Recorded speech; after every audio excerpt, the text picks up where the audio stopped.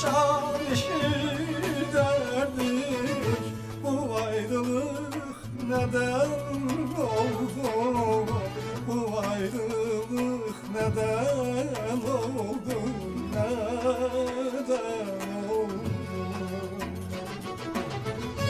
Öz eşkimle yanan yana ayrı düştüm ellere ben. Yar aşkıyla yana yana ayrı düştüm ellere ben. Yar aşkıyla yana yana ayrı düştüm ellere ben. Ama senden ayrı gezen yürek değil beden oldu. Yürek değil beden oldu. Beden oldu. Ama senden ayrı gezen yürek değil beden oldu. Yürek değil beden oldu. Beden oldu.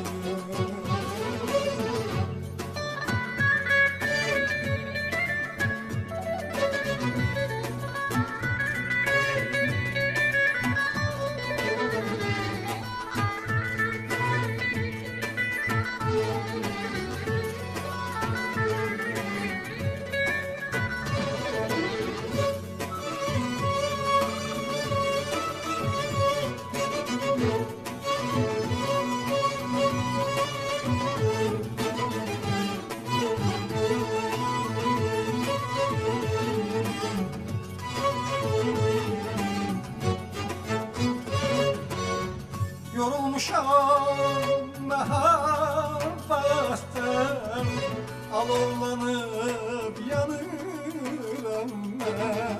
Yorulmuşam mehabbetten, alovlanıp yanıram ben.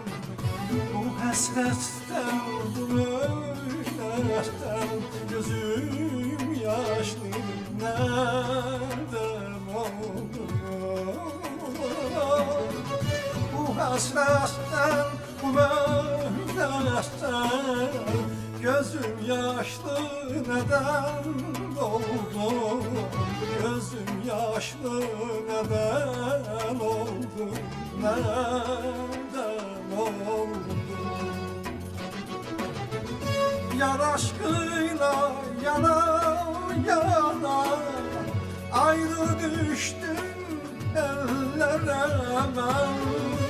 Yar aşkıyla yana yana ayrı düştüm ellere ben. Yar aşkıyla yana yana ayrı düştüm ellere ben.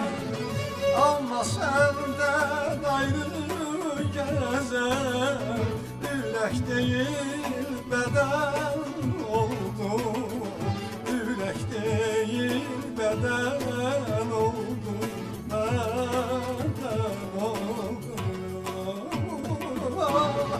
Ama senden ayrı gezen yürek değil beden oldu.